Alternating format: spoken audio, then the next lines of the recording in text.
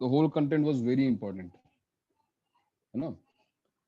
NCR selections, number of ways to select, ये बहुत ही important point है PNC का. और binomial theorem में तो NCR यूज होता ही है. तो ये जो NCR है, number of ways to select are out of n, distinct. Okay, this NCR thing is very important. कुछ क्वेश्चंस हमने लास्ट क्लास में किए भी थे, और मैंने कहा भी तुमसे कि जो अपनी इन चैप्टर एक्सरसाइज हैं, जो कॉन्सेप्ट एप्लीकेशन एक्सरसाइज है बुकलेट की, डीपी भी तुम्हारे पास ऑलरेडी है ही, और एक लेवल 2 एक्सरसाइज जो है वो भी लेवल 2 एलएन की है, तो वो लेवल 2 है नहीं, लेवल 1 ही मानो उसको. तो अब तुम्हारे पास काफी कुछ मटेरियल है सॉल्व करने के लिए. हालांकि पार्ट टेस्ट आ रहा है, थोड़ा बहुत डेली जो है, डेली कम से कम 5 क्वेश्चंस ब्रेन स्टॉर्मिंग के लिए, थोड़ा सा जैसे अपने दिमाग के वर्कआउट के लिए समझो, 5 क्वेश्चन पीएनसी के डेली सॉल्व कर लिया करो, क्योंकि लॉजिकल मेथड होता है उसको सॉल्व करने का. तो कहीं ना कहीं जो है ना, वो फॉर्मूला बेस्ड मैथ्स नहीं है ना, वो साइंस नहीं रट लिया आंसर दे दिया. उसमें ये वो मैथ्स है जहां पर लॉजिक लगाया, केसेस बनाया, अपना काउंटिंग की और आंसर लिखा. तो बेटर रहेगा for any science student. PNC जो है रिकमेंडेड है, पीएनसी जरूर सॉल्व करो, और डेली 2 3 4 5 क्वेश्चन सॉल्व करते रहो. पार्ट टेस्ट है, फ्राइडे को ओवर हो जाएगा, तो हैबिट में ले आओ 2 3 क्वेश्चंस डेली सॉल्व करने की. ठीक है. आज जो हम लोग कंटेंट कवर करने वाले हैं, वो वापस हम आने वाले हैं अरेंजमेंट पर. तो डिफरेंट के अरेंजमेंट तुम कवर कर चुके हैं. आज का जो हमारा पॉइंट है, it is about arrangement of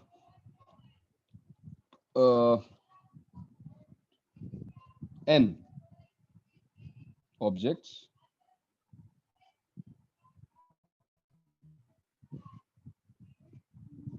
not necessarily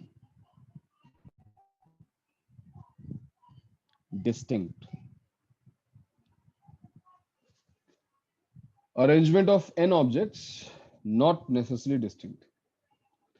तो आज जो हम देखने वाले हैं, यहाँ पर हम कवर करेंगे उस पॉइंट को जो अब तक हमने नहीं किया. हमने अरेंजमेंट तो किया हुआ है, बट अगर तुम्हें ध्यान हो, वो अरेंजमेंट जो था उसमें सभी जो एलिमेंट्स थे, सारे जो ऑब्जेक्ट्स थे, वो डिस्टिंक्ट होते थे.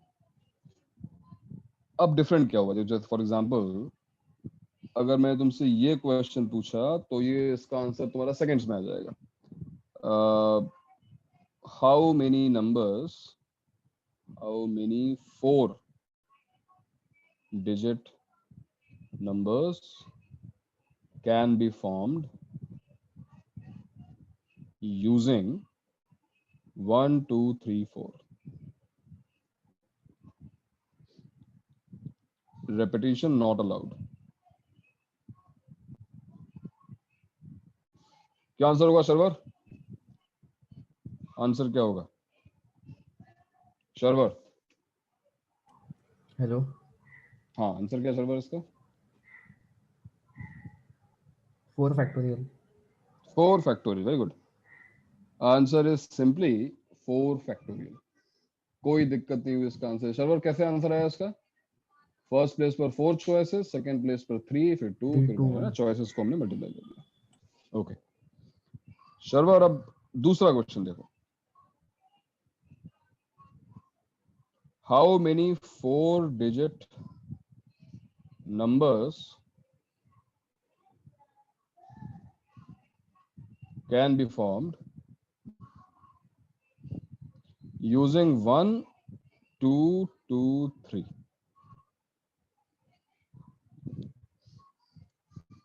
तो जो 2 है वो 2 टाइम्स है, 1 एक ही बार है, और 3 एक ही बार है, 3 एक ही बार है. इन डिजिट्स को यूज करके अब तुम्हें 4 डिजिट का नंबर फॉर्म करना है. तो क्या लगता है कि तुम्हारा आंसर सेम रहेगा Sharvar? What do you think? Answer 4 factorial रहेगा अभी भी नहीं सर, या कुछ चेंज आएगा? चेंज होगा सर. रिपीटेशन नॉट अलाउड है ना? रेपिटेशन जितनी बार है उतनी बार करना है.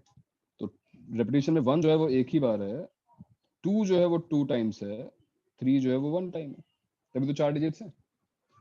तो जितनी बार उसने दिया हुआ है उतनी ही बार यूज कर सकते हो। Repetition is allowed the number of times it is provided, 2 times, 1 time, 3 1 time. Will your answer be 4 factorial? बताओ क्या आंसर 4 factorial होगा? क्वेश्चन ये नो सर। आंसर 4 factorial इस बार नहीं होगा। क्यों नहीं होगा राधिका, एक्सप्लेन करो। सर क्योंकि रिपीटेशन अलाउड नहीं है और उसमें 2 बार 2 है तो ज्यादा outcome sir 4 factorial by 2 factorial होगा क्या? हाँ सर, हाँ लेकिन क्यों? क्योंकि 2 बार 2 है, नंबर ऑफ ऑब्जेक्ट्स क्योंकि मतलब 2 तो सेम डिजिट है बट 2 बार है तो वो इंटरचेंज हो सकता है, तो डबल मतलब रिपीटिंग केसेस आएंगे हमारे पास। हाँ भाई सर, बेसिकली हम 4 फैक्टोरियल लेंगे तो फिर 2 का ऑपोजिशन स्वैप करके हमारे पास केसेस आएंगे, वो निकालना पड़ेगा। एक बार फिर एक बेसिक अंडरस्टैंडिंग बनाने के लिए इस एग्जाम्पल को ध्यान से देखो। इस बार हम चॉइसेस को मल्टीप्लाई करके आंसर निकालने की अगर कोशिश करेंगे तो एक प्रॉब्लम आएगी। प्रॉब्लम ये आएगी, if I ask you how many distinct choices we have at first place, first place पर कितनी चॉइसेस है हमारे पास? 1। अब 2 और 2 तो सेम ही होते हैं भाई, 2 दोनों आइडेंटिकल है। 2 और 3, वी हैव 3 चॉइसेस, कोई गलत नहीं है, 3 चॉइसेस बिल्कुल सही बात है। बट जब मैं पूछूंगा सेकंड प्लेस पे चॉइसेस कितनी है तो क्या बोलोगे? सेकंड प्लेस पर चॉइसेस कितनी है हमारे पास? सर डिपेंड करता है, अगर अब हम फर्स्ट डिजिट पे 2 लिया तो फिर 3 चॉइसेस हैं, और अगर हमने 2 नहीं लिया तो फिर 2 ही चॉइसेस है। So choices at second place are now dependent on choices of first place, इसलिए बिकॉज ये इंडिपेंडेंट नहीं है। अब तुम सिंपली मल्टीप्लाई करके आंसर नहीं निकाल सकते। तो 2 तरीके हैं।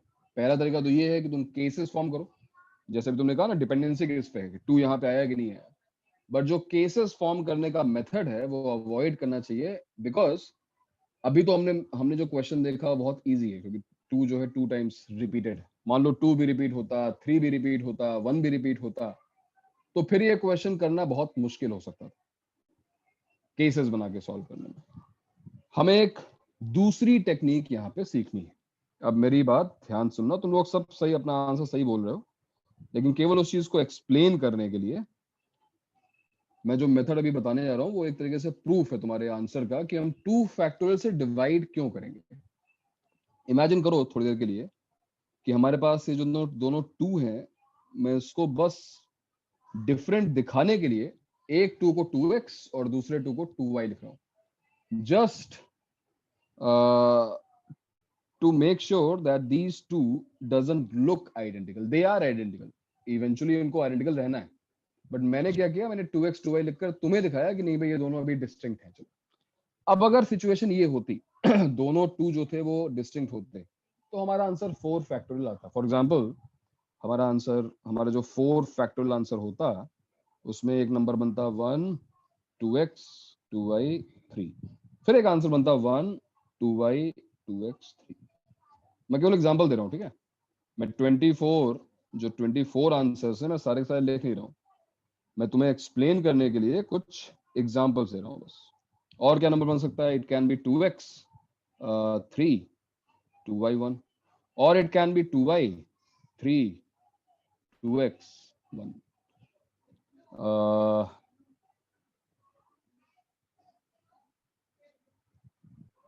ये देखो, ये हो सकता है 3 1 2x 2y, it can be 3 1 2y 2x। And अब मैं सारे नंबर्स को लिस्ट नहीं करूंगा, बट यू कैन सी इस तरीके से हम अपने 24 नंबर्स, जो हमारा आंसर 24 आ रहा है, हम उसको लिस्ट कर सकते हैं। बट क्या एक्चुअल आंसर 24 है? नहीं। एक्चुअल आंसर 24 क्यों नहीं है? और इस चीज को ऑब्जर्व करते हैं। Look at first 2 numbers. हमने पर्पसली जो है 2 2 को 2x 2y लिखा है, बट एक्चुअली 2x 2y थोड़ी ना है, वो तो 2 2 ही है ना। So if you look at these first 2 arrangements, these 2 are same. It is 1 2 2 3 1 2 2 3, ये अलग नहीं है। If you look at next 2 arrangements, 2 3 2 1 2 3 2 1, because actually वहाँ पे 2x 2y नहीं थे, ये दोनों सेम है। If you look at next 2 arrangements, 3 1 2x 2y 3 1 2y 2x, they are same। क्या मेरी बात समझ में आ रही है? Yes. यहाँ पर Yes. उन दोनों डिजिट्स को मैंने डिफरेंट बनाया है, बट वो डिफरेंट तो है नहीं. Can you observe that in each case we have two arrangements which are identical. ये दोनों आइडेंटिकल हैं, ये दोनों आइडेंटिकल हैं, ये दोनों आइडेंटिकल हैं. Every time we will get two identical arrangements. Can you tell me and can you tell yourself why are we getting two identical arrangements, not 3, not 4, not 5, not 100? Why exactly two? Exactly two identical arrangements क्यों आ रहे हैं? Can you tell me? Because ये हम दो बार क्योंकि repeat हो रहा two है. identical repetition objects two है. times क्योंकि हमारे पास दो ऐसे ऑब्जेक्ट्स हैं जो आइडेंटिकल हो गए, 2x और 2y. तो दो ऑब्जेक्ट्स को आपस में अरेंज करना, इनकी पोजीशन को स्वैप करना, इनको इंटरचेंज करने के टू फैक्टोरियल वेज होंगे, है ना? दो ही तरीके होंगे. That's why we are getting two identical arrangements. अगर यहां पर दो की जगह मान लो 3 नंबर्स होते, मान लो, चलो एक और एग्जांपल लेते हैं. मान लो हमारे पास डिजिट्स होती 1 2 2 2 और इन चारों डिजिट्स को अरेंज करके नंबर्स फॉर्म करने. अब अगर मैं थोड़ी देर के लिए मान लूं कि ये 2x है, ये 2y है और ये 2z, और इनको अरेंज करके मुझे नंबर्स बनाने हैं, तो मुझे पता है कि एक बार फिर मेरा आंसर होगा 4 फैक्टोरियल. मेरा आंसर आएगा 4 फैक्टोरियल. इसका आंसर भी 4 फैक्टोरियल होना चाहिए, 24. बट ये जो ऊपर लिखा हुआ है सारे के सारे 2 आइडेंटिकल है, तो एक्चुअल आंसर क्या होगा? और फिर से एक बार ऑब्जर्व करते हैं. ये देखो 1 2x 2y 2z, then 1 2x 2z 2y, then 1 2y 2x 2z, then 1 2y 2z 2x, then 1 2z 2x 2y, and 1 2z 2y 2x. हमने ये 6 अरेंजमेंट्स लिखे हैं आउट ऑफ 24, 4 फैक्टोरियल. इसके अलावा बहुत सारे और होंगे, but if you look at these 6 arrangements, जो रियलिटी है वो ये है कि ये सारे सेम है, और ये केवल लिखा हुआ है 1 2 2, कुछ और नहीं लिखा हुआ है, 1 2 2 लिखा हुआ है. तो जहां हमको 6 डिफरेंट अरेंजमेंट्स दिखाई दे रहे हैं, एक्चुअली ये 6 डिफरेंट अरेंजमेंट्स नहीं है, ये एक अरेंजमेंट है 1 2 2 2. So every 6 arrangements give you actually one distinct arrangement. Why 6? Why are we getting this number 6? Because ये जो 3 एलिमेंट्स हैं जिनको हमने डिस्टिंक्ट बनाया है, इनको अरेंज करने के वेज देखो 3 factorial. That's why we are getting 6 such arrangements which are actually providing us, giving us one distinct elements, 1 1 2 2. तो ये रियलाइज करना, ये समझना मुश्किल नहीं है कि जो एक्चुअल आंसर होगा वो होगा 4 फैक्टोरियल. 4 फैक्टोरियल जो कि टोटल था, divided by y divided by y, क्योंकि एक्स्ट्रा केसेस निकालने. भाई suppose I have 3 circles, we have 3 squares, we have 3 triangles, and I ask you how many different shapes do you have. ये same चीज मैंने तुम्हें explain की थी selection time पे, क्योंकि ये लगभग सिमिलर कॉन्सेप्ट है. So we have 3 circles, we have 3 squares and we have 3 triangles. Total 9 हमको यहाँ पर ऑब्जेक्ट्स दिखाई दे रहे हैं, बट ये 3 आइडेंटिकल है, ये 3 आइडेंटिकल है और ये 3 आइडेंटिकल है. तो डेफिनेटली एक सिंपल कैलकुलेशन ये कहती है कि यू डिवाइडेड बाय 3, अगर तुम इसको 3 से डिवाइड कर दो, you will get the number of distinct shapes. 3 distinct shapes यहाँ पर है. तो हमें ये 3 से डिवाइड करने का लॉजिक खुद को एक्सप्लेन करना पड़ेगा. Why I can divide by 3? Because every shape is being repeated 3 times. Triangle हो, सर्कल हो, स्क्वायर हो, सारे के सारे 3 बार रिपीट हो रहे हैं. That's why सेम कॉन्सेप्ट जो है वो यहाँ पर. Why I should divide by 3 factorial? Sir आपका वॉइस लैग because कर रहा है। each number 6 times voice lag कर रहा है। अभी बताओ, आप बहुत ज्यादा हो रहा है? अभी हाँ सर बहुत लैग कर रहा है। अभी ठीक हो गया? हाँ सर आपकी हाँ sir Okay. So answer is actually 4, not 4 factorial. 4 factorial divided by 3 factorial, answer is actually 4. और तुम लिख के देख सकते हो कि वो 4 आंसर्स क्या हैं। 1,222, नेक्स्ट डिफरेंट नंबर क्या बनेगा? 2122, नेक्स्ट नंबर बनेगा 2212 और लास्ट नंबर बनेगा 2221. Except these 4 permutations, you don't have any other different permutation. और कुछ नहीं बना सकते. That's why answer is 4 factorial. In the previous example, क्या था? 1 2 2 3. यहाँ पर दो चीजें थी जो आइडेंटिकल थी। इन दो को अरेंज करने का अब एक ही तरीका है, तो इनका जो अरेंजमेंट था उससे डिवाइड करो। Answer is 4 factorial divided by 2 factorial, 24 by 2. The new answer, the correct answer is 12. ठीक है भाई, तो ये था इसका एक्सप्लेनेशन। फॉर्मूला तुम्हें मिल जाएगा, तुम रट भी लोगे, लेकिन इस चीज को समझना क्यों इंपॉर्टेंट है मैं उस पर बाद में आऊंगा जब हम जेई वाले कॉन्सेप्ट पे आएंगे। अभी जो तुम देख रहे हो वो 11th कॉन्सेप्ट है एनसीईआरटी का, स्टेट बोर्ड का, और तुम्हें डायरेक्ट फॉर्मूला मिल जाएगा, उस पर बेस्ड कुछ 10-12 क्वेश्चन मिल जाएंगे जो तुम सॉल्व कर लोगे और तुम्हें लगेगा तुम्हें आ गया। लेकिन ये जो मैंने भी तुम्हें एक्सप्लेन किया, इसकी जो रीजनिंग हमने की, अभी जो मेथड हम देखा, हम डिवाइड करने का जो लॉजिक है वो हमने समझने की कोशिश की। वो इम्पोर्टेंट क्यों है वो मैं तुम्हें आज अभी क्लास जब आगे बढ़ेगी तो मैं तुम्हें एक्सप्लेन करूंगा। तो स्टेटमेंट एक हम लोग लिखने जा रहे हैं, और अगर यहाँ पे किसी कोई डिस्कशन करना हो तो यू वेरी मच वेलकम। जहां पर भी डाउट आ रहा हो सर एक उस चीज क्वेश्चन को, है सर। हाँ बोलो। नोट करना पड़ेगा। सर अगर एक क्वेश्चन होता कि हमें 5 डिजिट का नंबर बनाना है और ठीक है। उसमें 1 1 और 2 2 2, एक मिनट। तो फिर सर उसका 5 फैक्टोरियल बाय 3 फैक्ट 2 2 2 बिल्कुल सही बात है। तुम देखो तो तुमने इसका अभी तक 5 factorial by 2 factorial into 3 factorial होता ना। बिल्कुल सही बात। आंसर होता 5 factorial divide by 2 factorial into 3 factorial, because in दोनों 1 को आपस में अरेंज करने के 2 फैक्टोरियल वेज हैं और इन तीनों 2 को आपस में अरेंज करने के 3 factorial ways. So why are we dividing? हम डिवाइड कर क्यों रहे हैं इस चीज को? वही मैं कह रहा हूँ बाबा कि इसको खुद को एक्सप्लेन करो कि हम डिवाइड क्यों कर रहे हैं। हम डिवाइड इसलिए कर हाँ रहे सर हैं वो कि समझ गया। हाँ, अगर ये तीनों डिस्टिंक्ट होते तो इनको अरेंज करने के 3 फैक्टोरियल वेज होते, 6 नए नंबर्स निकल के आते। लेकिन अब इनको अरेंज करने का एक ही तरीका है। That's why we should divide by 6, because every such 6 numbers will give you the same arrangement, will give you the same number. That's why we are dividing by 6. When you arrange these two ones, अगर इन दोनों 1 को एक दूसरे के साथ ही arrange कर दो, 1 के साथ 1 को, it will not give you a new number. Number तो सेम ही रहेगा ना। That's why we are dividing by 2 factorial.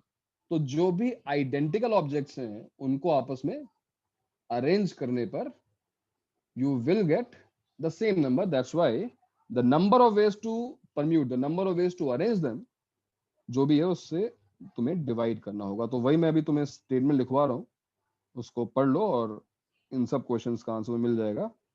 So statement ये है कि number of ways to arrange n objects out of which p are identical of one type,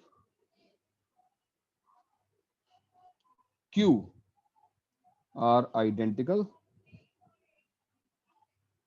of other type, and rest distinct, will be, your answer is what? n factorial divided by, अगर इस English में कुछ confusion हो, n objects हैं हमारे पास और इन n objects में p objects identical है, एक टाइप के हैं, P objects are identical of one type. Q objects are identical of other type, second type मान लो. जैसे भी उसने जो क्वेश्चन पूछा 1 1 1 3 times, 2 2 2 मान लो 4 times.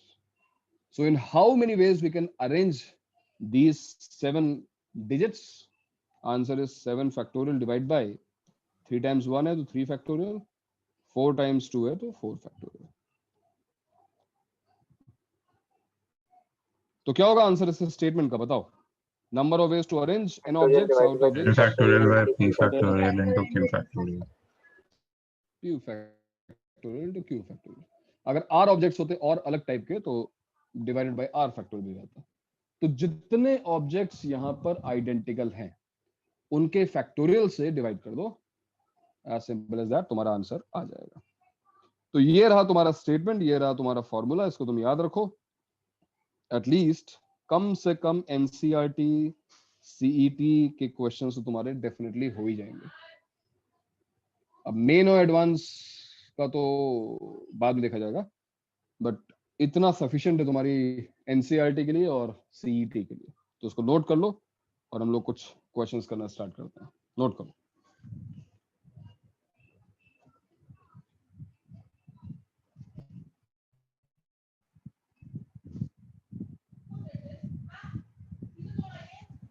सर आप नोट्स भेज देना, मैं वो रिकॉर्डिंग की नोट्स लिखने के बाद ये वाले लिख लूंगा.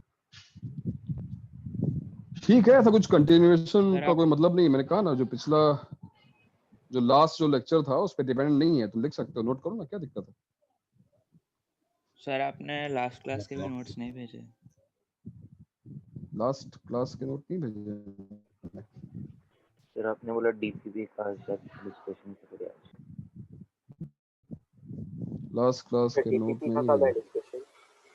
हाँ सर, डीपीपी का डिस्कशन करो बोला. डीपीपी कर लो, आज ही कर लो. क्लास के बाद कर लेते हैं डिस्कशन. हाँ सर, ज्यादा डाउट नहीं है उसमें, क्लास का हो जाएगा. हाँ सर, ज्यादा नहीं है. हाँ सर, ज्यादा नहीं है. ठीक है, तो क्लास के बाद कर लो. क्लास के बाद कर लो उसको. ठीक है, सो मतलब कंटिन्यूएशन में. हाँ हाँ, क्लास के मतलब कंटिन्यूएशन में.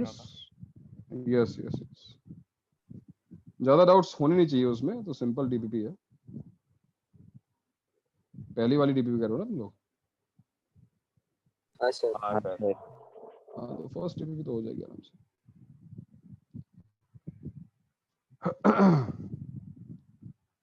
नोट कर लिया भाई. Yes sir. Yes sir. एक मिनट.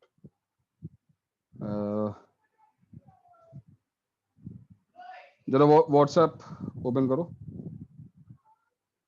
और मैंने एक पिक्चर भेजी है. वो क्वेश्चन है तुम्हारे सामने. कितने क्वेश्चन हैं? 6 क्वेश्चन हैं. इन 6 क्वेश्चंस को नेक्स्ट 15 मिनट्स में कंप्लीट करना है. ठीक है, आंसर सामने लिखे हुए हैं. जो ना समझ में है उसको तुरंत डिस्कस करो. 6 7 8 9 10 11 क्वेश्चन नंबर्स हैं. अभी मैंने इमेज भेजी है. मिला सभी को? Yes sir. Yes sir. Okay, चलो जल्दी करो. पहला क्वेश्चन है, how many arrangements are possible with 3 apples and 4 oranges? Fruits of a species are all alike. तो एप्पल एप्पल जैसा है, एप्पल ऑरेंज जैसा नहीं है, ऑरेंज एप्पल जैसा नहीं है. Oranges are identical, apples are identical. तो आई थिंक ये जो फॉर्मूला में लिखा है डायरेक्टली उस पर बेस्ड क्वेश्चन है. तुम्हारा आंसर क्या आएगा फिर? कौन बताएगा?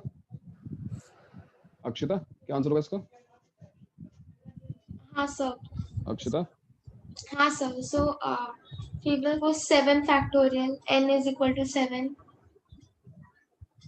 टोटल नंबर ऑफ फ्रूट्स 7 है. Correct. Upon 3 factorial into 4 factorial. P is equal to 3. Q is equal to. Yes, so we have 3 identical objects of one type, which are 3 apples, and 4 identical objects of second type, which are oranges. That's why 7 factorial divided by 3 factorial, 4 factorial. So very good. Next question, Zoeb. ये question हमने class में किया हुआ है, right? But यहाँ पर different क्या हो गया? डिफरेंट ये हो गया So कि total कुछ number of लेटर्स words यहाँ पर 420 रहेंगे। रिपीटेड। क्या बोल रहे हो? कुछ बोल रहे हाँ हो सर, तुम? टोटल नंबर ऑफ वर्ड्स पहले निकाला मैंने, फिर उसको उससे आगे बढ़ूंगा मैं। अच्छा, टोटल नंबर ऑफ वर्ड्स निकाल लो, ठीक है? 420 होगा। तो टोटल नंबर ऑफ वर्ड्स कितने आ 420। रहे तुम्हारे? 420। कौन से हिसाब से भाई, समझा नहीं कैसे?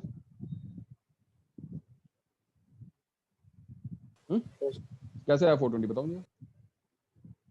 लेटर्स कितने हैं यहाँ पर? 7 है। हाँ सर, और सर सी 2 बार तो क्या आ किया? रहा है, 7 फैक्टोरियल डिवाइडेड बाय और 2 S? फैक्टोरियल, और S 3 बार आ रहा है। 7 फैक्टोरियल डिवाइडेड तो बाय 2 फैक्टोरियल 3 फैक्टोरियल। हाँ। अच्छा, तो उससे 420 आता है।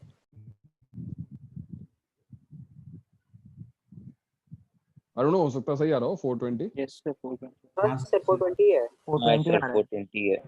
तो आंसर 631 कैसे लिखा हुआ है? सर गलत लिखा हुआ है इसका मतलब। सर वो नहीं सर, आप उसने पोजीशन पूछा, मैंने नंबर ऑफ वर्ड्स निकाले। सर डिक्शनरी में पोजीशन अभी पोजीशन निकाला है ना डिक्शनरी में, तो फिर उसका तो अगर टोटल 420 वर्ड्स बनते हैं तो भैया पोजीशन 631 कैसे हो जाएगी? Sir number of distinct words हो सकता है। नहीं नहीं नहीं, जब टोटल 420 वर्ड्स बनेंगे तो 420 वर्ड्स तो लिखोगे डिक्शनरी में, हैं? 1000 तो लिखोगे। हाँ सर, समझा आप क्या बोल रहे हैं। मेरी बात समझ नहीं आ रही? अगर मैंने कहा होता, समझा आपने समझे जो कि बोला। अगर लिखा हो यहाँ पर ट्रिपल ए बी है तो 4 लेटर्स, लेकिन जो वर्ड बनेंगे तो 4 ही बनेंगे ना। ये लो A B A B double A B triple A, तो 4 ही तो बनेंगे ना भाई, 24 तो बनेंगे। तो इसका मतलब उसका आंसर रॉन्ग है भाई, तुम लोग सही आंसर निकालना, ठीक है? तो क्वेश्चन नंबर 2 का आंसर जो है वो उसमें रॉन्ग दिया हुआ इस इमेज में, तुम लोग सही आंसर निकालो उसका। सक्सेस मिलनी चाहिए तुमको। तो सक्सेस में एस जो है वो 3 टाइम्स है और सी जो है वो 2 टाइम्स है। सो टोटल जो वर्ड्स बनेंगे, जो टोटल वर्ड्स बनने वाले हैं वो है 7 फैक्टोरियल डिवाइडेड बाय 3 फैक्टोरियल। अब क्वेश्चन ये है कि इसमें सक्सेस की रैंक क्या होगी, 420 पोजीशन क्या? सक्सेस की 420 होगी, लास्ट में आएगा success. Nice sir. Nice sir. तो फिर हाँ भाई, तो कैसे करते हैं इन क्वेश्चंस को, कैसे अटेम्प्ट किया जाएगा जोहेब? सर इस क्वेश्चन कैसे करते हैं? पढ़ेंगे। सबसे पहले सी से चालू होगा तो सी के वर्ड्स निकालेंगे। सी से चालू, ठीक है। सी से चालू करने का मतलब एक सी को मैंने यहाँ पर फिक्स कर दिया। चलो भाई एक सी को फिक्स करते हैं। अब सी मुझे 151 आया। सर आपकी आवाज सर वॉइस बहुत लैग हो रही है। हाँ अभी ठीक है? हाँ सर। Yes sir. मैं कह रहा हूँ कि एक सी को फिक्स कर लेते हैं। अब सी को फिक्स करने के बाद बताओ जोहेब, कितने वर्ड्स होंगे जो सी से स्टार्ट होंगे? कितने वर्ड्स होंगे जो सी से स्टार्ट होंगे? 6 फैक्टोरियल। बस नहीं, 6 factorial by 3 factorial by 3 factorial divide करना है। किससे डिवाइड करना है? 3 फैक्टोरियल। फैक्टोरियल और 2 फैक्टोरियल और 2 फैक्टोरियल से डिवाइड करना है। नहीं सर, सिर्फ 3 फैक्टोरियल, क्योंकि सी एक बार अभी एक सी को फिक्स कर दिया तो एक ही सी बचा अपने पास। बिल्कुल सही बात है। जब ये एक सी फिक्स कर दिया गया है तो जो बचे हुए 6 यहाँ पर लेटर्स हैं उसमें सी का रिपीट हो जाएगा? नहीं ना, तो सी तुमने फिक्स कर दिया ना भाई, तो केवल एस रिपीट होगा। That's why divide by 3 factorial only. Answer आया 120। सी वाले खत्म हो गए। अब बताओ ई से, ई को फिक्स करो। 6 factorial divided by 3 3 factorial and 2 factorial. इस बार 2 फैक्टोरियल और आएगा, और वो इसलिए आएगा बिकॉज अब जो दोनों सी हैं वो रिपीट होंगे यहाँ पर। क्या आंसर आया? 60? Yes 60 sir. हां सर। अब कौन सा वर्ड स्टार्ट होगा, किससे स्टार्ट होगा? अब एस से चालू। अब एस से चालू, तो एस से हमको चाहिए भी, लेकिन एस के बाद क्या आएगा जो डिक्शनरी है? सी। और ये हमें क्रॉस करना है, तो एस और सी को फिक्स कर दो। कितना होगा? 5 factorial divide by 2 factorial. Only 2 factorial. Reason, see तो एक फिक्स हो चुका है, एस भी एक फिक्स हो चुका है, तो केवल 2 ही ऐसे जो रिपीट हो रहे हैं, दैट्स व्हाई ये फिर से 60 है। अगला क्या आएगा? एस के बाद ई आएगा। एस ई कितने बनेंगे बताओ? एस और ई 5 factorial by 2 factorial upon 2 factorial into 2 30 है ना, ये 30 हो गया। अब एस के बाद नेक्स्ट क्या आने वाला है भाई? ई के बाद S एस एस। एस के बाद एस भी तो आ सकता है क्योंकि एस यहाँ पे 3 है भाई। तो फिर यहाँ पे क्या आएगा? फिर 5 factorial divide by 2 factorial. Only 2 factorial. और अब आ गए हम एस यू पे। अब तो यू आ जाएगा ना, और यू हमको चाहिए, एस यू। अब एस यू के बाद क्या आएगा? सी। फिर सी, फिर ESS आएगा। Success. So what is the position of success? क्या है इसकी पोजीशन? देखो बताओ। 311 301 331 क्या ऐड करते हो बे तुम लोग? ऐड भी नहीं कर पाते गधे। 331 331 330 फर्स्ट पोजीशन होगी, है ना? उसने क्या दिया हुआ था? 631 हाँ, तो 6 मिसप्रिंट हो गया होगा। 330 फर्स्ट पोजीशन है, तो सक्सेस की जो पोजीशन है वो 331 है। ये क्वेश्चन हमने क्लास में सॉल्व किया हुआ है। The only difference today is ये लेटर्स रिपीट हो रहे हैं, और जो हमने क्वेश्चन पहले सॉल्व किए थे, रैंक का क्वेश्चन सॉल्व किया था, कोई और वर्ड लिया था, उसमें देखो कोई लेटर रिपीट नहीं हो रहा था। सर हमने टोटल क्यों तो निकाला? रेपिटेशन की वजह से क्या हुआ? बस हमने डिवाइड किया ऐसे, क्योंकि लोग गलत आ रहे थे, या एक बार वो भी क्वेश्चन सॉल्व कर लिया हमने, फॉर्मूला अप्लाई कर लिया। टोटल निकालने को बोला नहीं गया था, बट निकाल लिया ऐसे, क्या दिक्कत है? आंसर भी वेरीफाई हो गया कि आंसर सही नहीं है ना। चलो नेक्स्ट क्वेश्चन ट्राई करो, इसको नोट कर लो और नेक्स्ट क्वेश्चन ट्राई करो। जिन लोगों को ये नहीं आया हो खुद इसको नोट करो और समझने की कोशिश करो। बहुत सिंपल तरीका था, कुछ नया नहीं था। और अगला क्वेश्चन भी सेम है और छोटा है, तो ये जल्दी होना चाहिए। क्यू, 8th क्वेश्चन में क्यू की पोजीशन बतानी है, जल्दी करो, ये अपने आप होना चाहिए भाई। क्यू,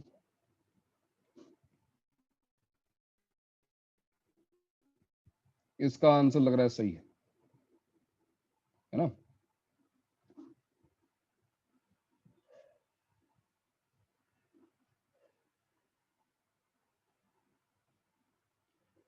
और क्यू तक ही करना है, ठीक है? बाकी के 3 क्वेश्चंस तुम्हें घर पे करने हैं।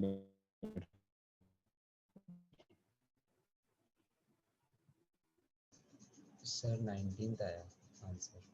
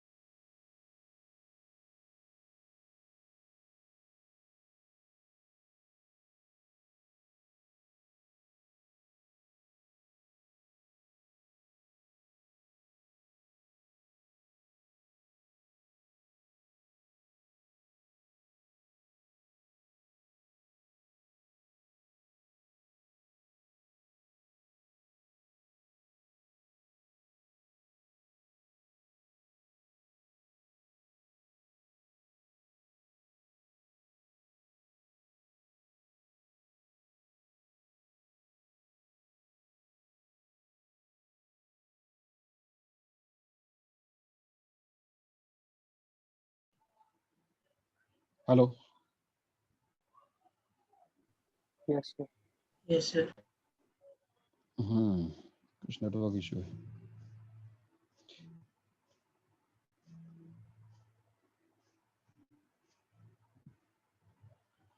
आंसर आया भाई क्यू वाला?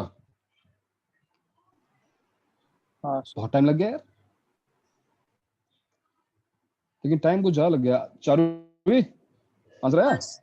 हाँ बताओ कैसे किया, बताओ जल्दी से एक्सप्लेन करो। तो पहले ई को सबसे पहले तो नंबर ऑफ वेज फाइंड कर देंगे। वो 5 फैक्टोरियल अपॉन 2 फैक्टोरियल 2 फैक्टोरियल आएगा एंड वो 30 आ जाएगा। राइट। देन हाँ, ई को फिक्स कर लेंगे। 30 वर्ड्स बन रहे हैं, ठीक है। देन ई को फिक्स कर लेंगे तो फिर 4 फैक्टोरियल अपॉन 2 फैक्टोरियल, वो 12 आ जाएगा। ओके।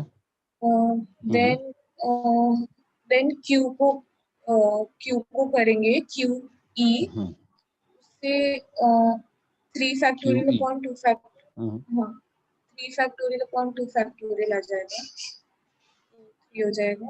ओके। देन उसके बाद क्यू यू ई यू वो एक बन जाएगा and then next word Q U E बन जाएगा। यस। तो ये क्या हो गया फिर? ये भी एक और बन जाएगा एंड देन सबको ऐड कर देंगे। हाँ, तो आंसर क्या आ रहा है? 17 तो मुझे भी 17 आ था। रहा है, 19 नहीं आ रहा। हाँ सर। हाँ सर, मैं भी वही सोच रहा था। तो आई डोंट थिंक हमने कुछ कहीं कोई मिस्टेक तो की नहीं है। की है क्या? ई के बाद क्यू ही तो आएगा। हाँ सही है, क्यू के बाद ई आ जाएगा। करेक्ट है। Answer is 17th not 19th। सही दिया, गलत दिया होगा आंसर। ठीक है, तो सबको समझ में आया भाई? ये 3 क्वेश्चन सबको समझ में आए? Yes sir. Hello. Yes sir. हाँ सर। ओके, अब जो रिमेनिंग 3 क्वेश्चंस है वो होमवर्क है। ठीक है, वो तीनों क्वेश्चंस तुम्हें घर पे बैठ के करने हैं सॉल्व। ओके, मैं नेक्स्ट क्वेश्चन दे रहा हूं। आवाज आ रही है properly? Yes sir. Yes yes sir. Okay. हाँ ये तुम्हारे टेक्स्ट बुक का ही क्वेश्चन है। तुम्हारे एनसीईआरटी बुक में देखना, वो लिखा होगा। हाँ सर, एक ही है। तो ये थोड़ा डिफरेंट टाइप का क्वेश्चन है, उसको देखो। We have letters from the word Mississippi. जैसे जैसा क्वेश्चन है तुरंत जो है काउंटिंग अपनी प्रॉपर रखना। कौन सा लेटर कितनी बार रिपीट हुआ है उसको लिख लेना एक बार, और एक ऑर्डर लिखो तो बेटर रहेगा। हालांकि ठीक है, ऐसा कुछ जरूरी नहीं है। एम जो है 1 टाइम आया, और एस 4 टाइम्स आया, फिर आई 4 टाइम्स आया, और टी 2 टाइम्स आया। सही है, हो गए 11 लेटर्स मिसिसिपी के। Yes yes sir. क्वेश्चन है, हाँ, how many 4 letters words distinct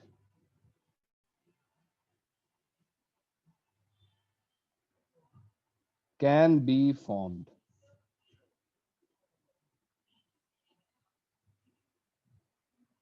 from these letters?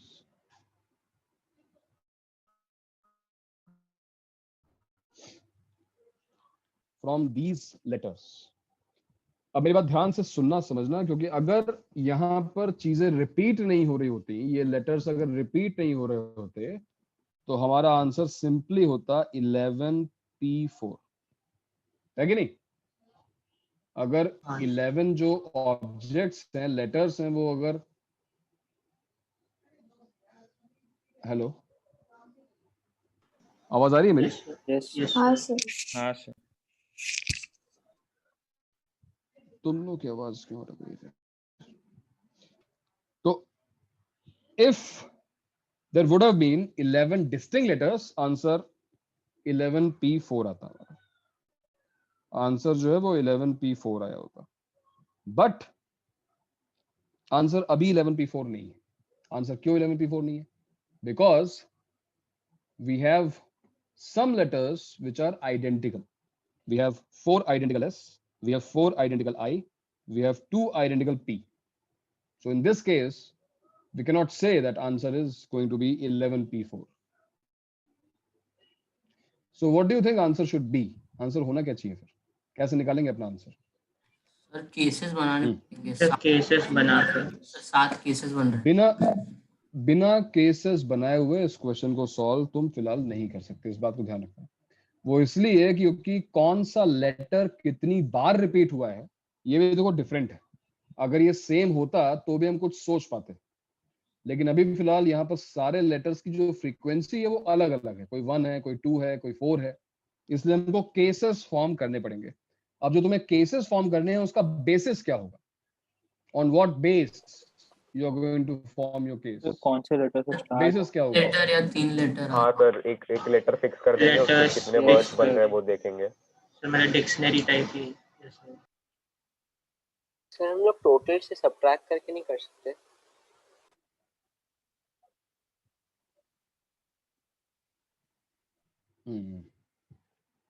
Hello sir, क्या सबट्रैक्ट करना चाहते हो भाई? सर मतलब हम लोग हेलो, आवाज आ रही है?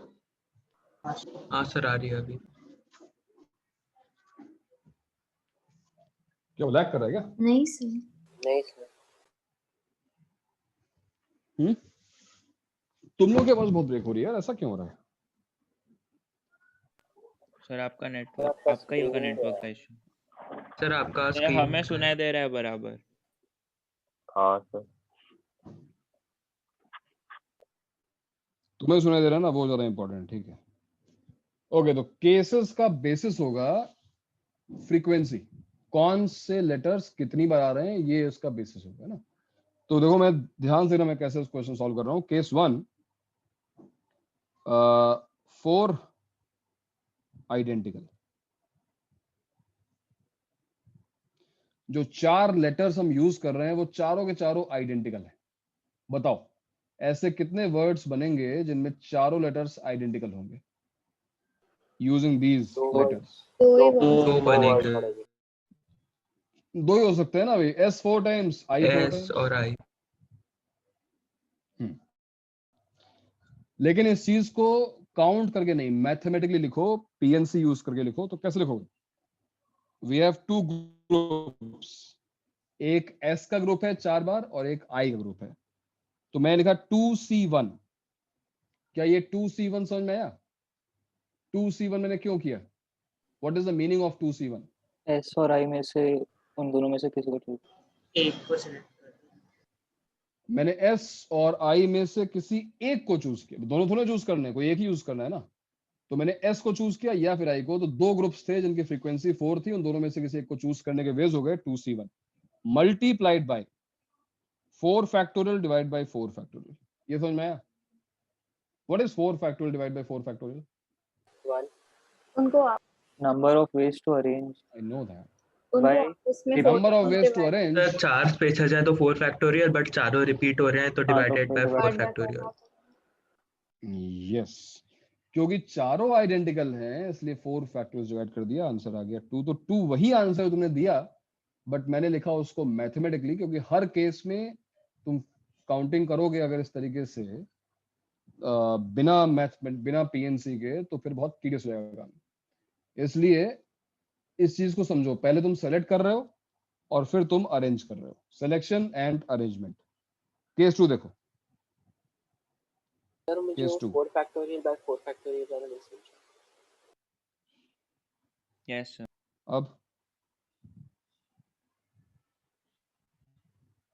अब समझा?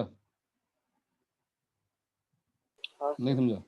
समझा। मतलब उसको अरेंज करने का परम्यूटेशंस 4 फैक्टोरियल अरेंज करने के एंड हाँ, बट उसको 4 चीजें हैं, उनको अरेंज करने के 4 फैक्टोरियल होते हैं, बट डिवाइड बाय 4 फैक्टोरियल को चारों आइडेंटिकल है।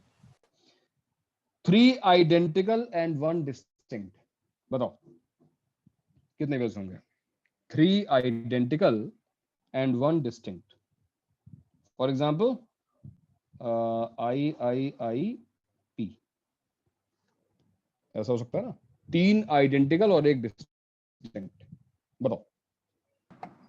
सर 8 है। कैसे? 2C1 into 4 factorial upon 3 factorial। थोड़ी सी बस मिस्टेक है। 2C1 into 3C1। What is 2C1 and 3C1? Sir 2C1 मतलब S और I के मतलब उनमें से, और अभी अगर S सेलेक्ट कर लिया तो अभी I, M और P बच रहा है, तो उनमें से कोई एक आ जाना चाहिए। बिल्कुल सही बात है। हम 3 आइडेंटिकल लेटर्स जो सेलेक्ट करेंगे वो या तो S में से आएगा या फिर I में से, और कहीं से आ नहीं सकता। 2 ही choices 2C1। It can be triple S और it can be triple I, और कुछ नहीं हो सकता। अब जो 4th लेटर है, जो डिस्टिंक्ट वाला लेटर है, तो अगर तुम S चूज कर चुके हो एक बार, तो अब दोबारा S तो ना चूज करोगे। फिर से अगर S चूज कर ले, चारों सेम हो जाएंगे ना भाई। एक डिस्टिंक्ट चाहिए, एक अलग चाहिए, तो 3 ही चॉइस बची ना। तो 2C1 into 3C1, समझ में आया? 2C1 into 3C1 समझ में आया?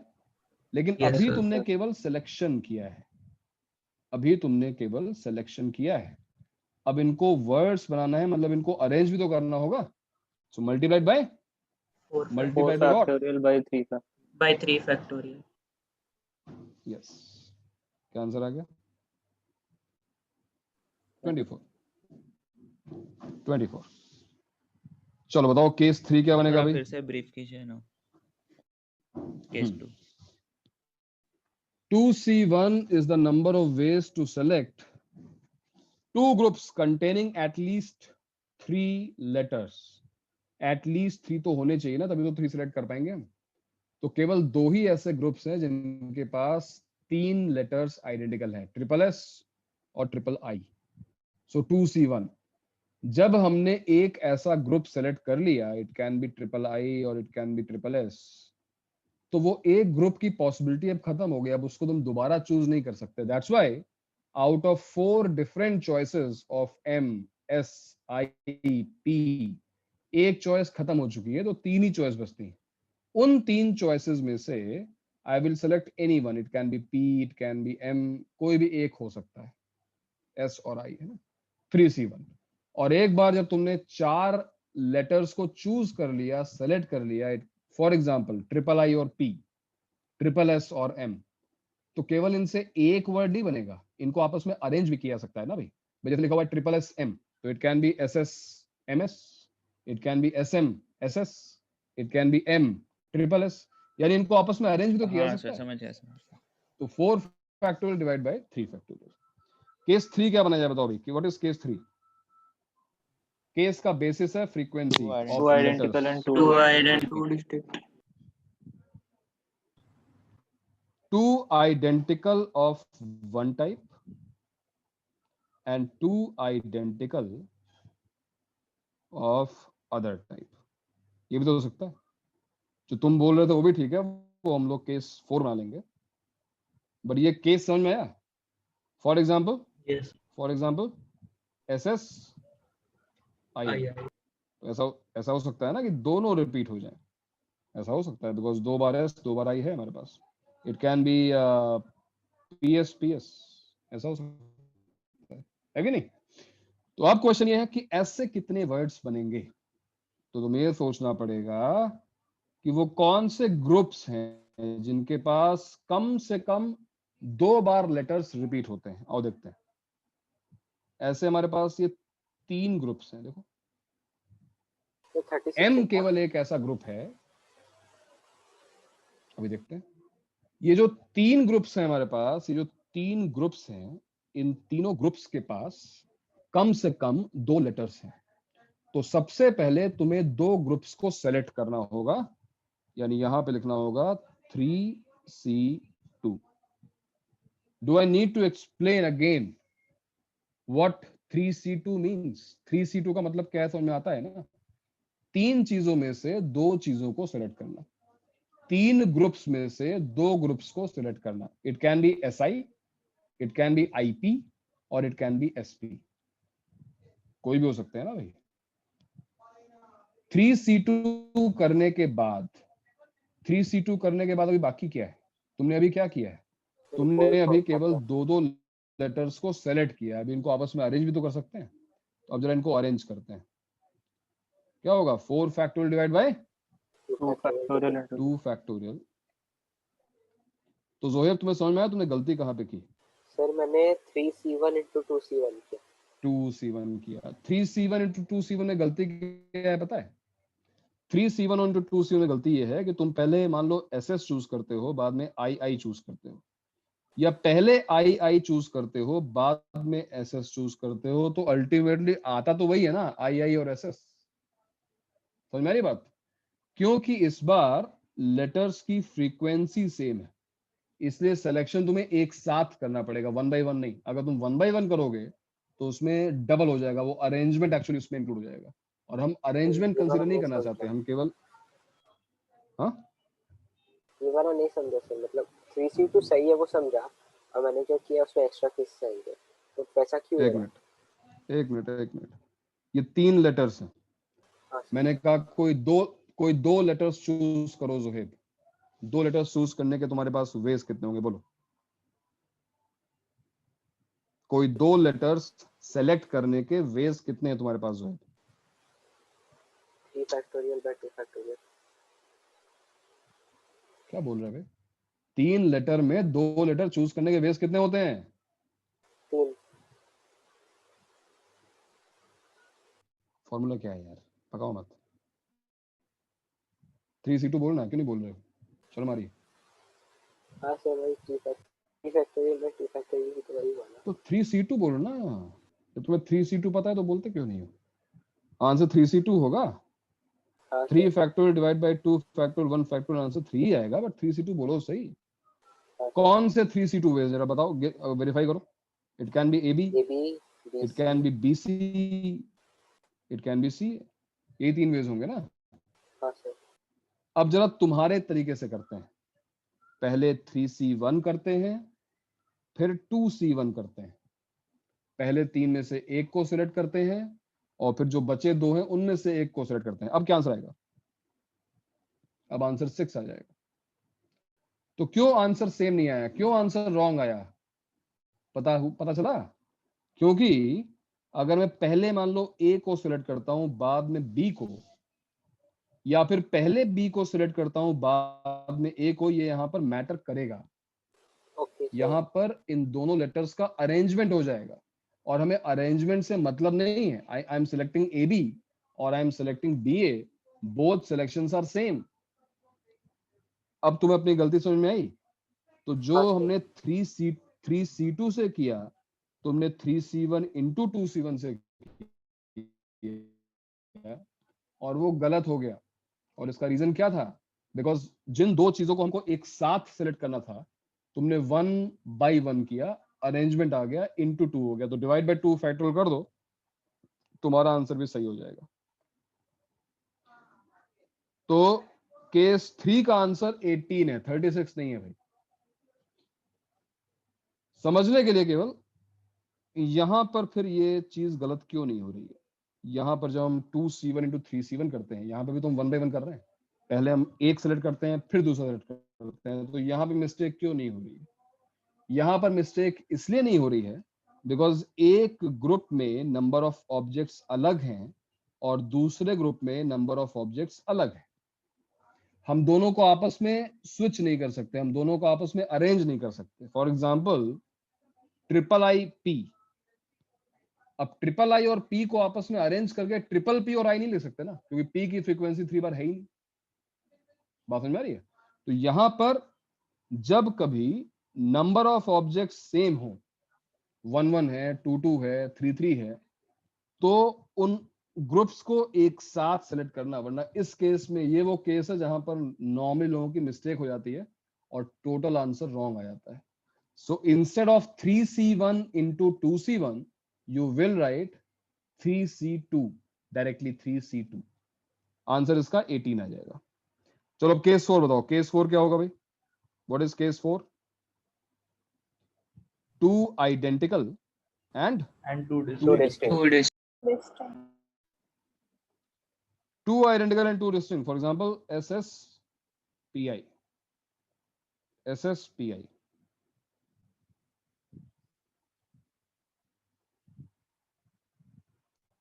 SSPI. है ना?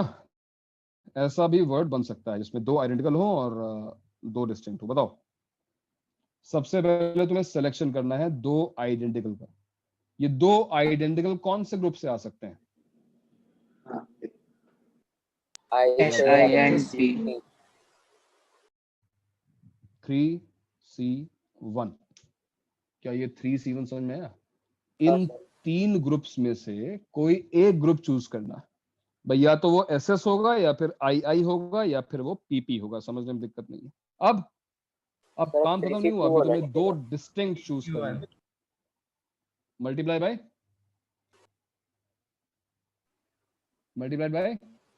3C2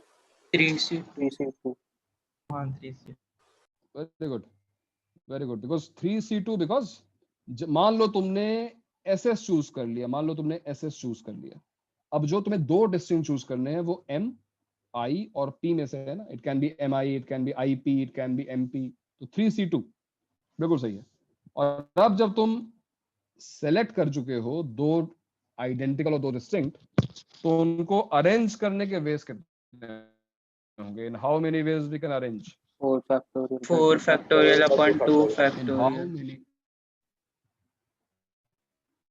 4 factorial upon 2 factorial. बिल्कुल सही है। क्या आंसर आ गया अभी इसका? इसका आंसर आ गया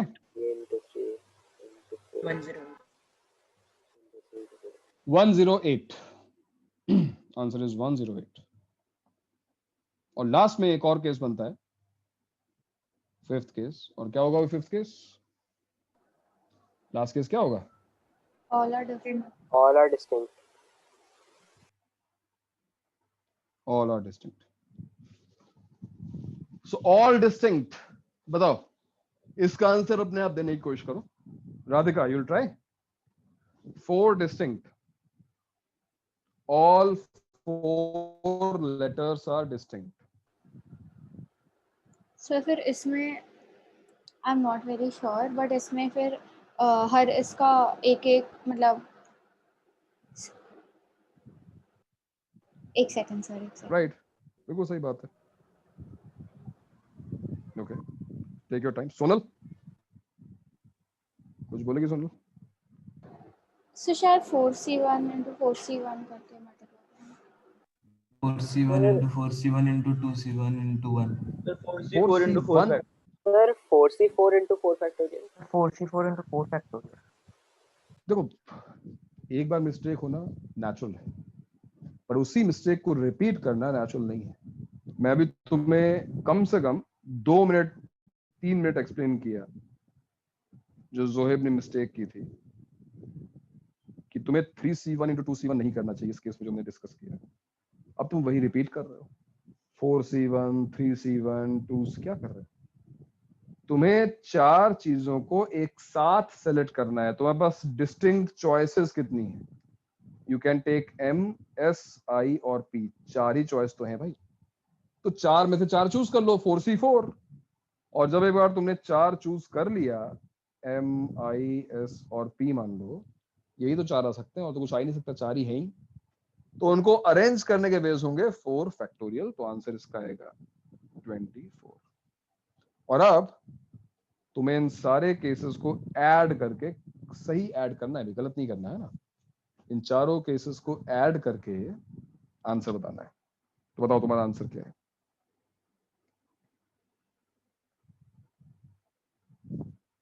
ऐड कर लो यार। सर ऊपर स्क्रॉल कर सकते हो।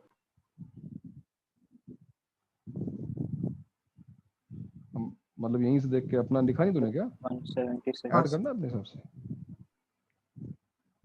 176। Yes sir. हाँ यही आ रहा था। टोटल 176 वर्ड्स बनेंगे जो कि 4 लेटर्स के होंगे, मिसिसिपी के लेटर्स को यूज करके।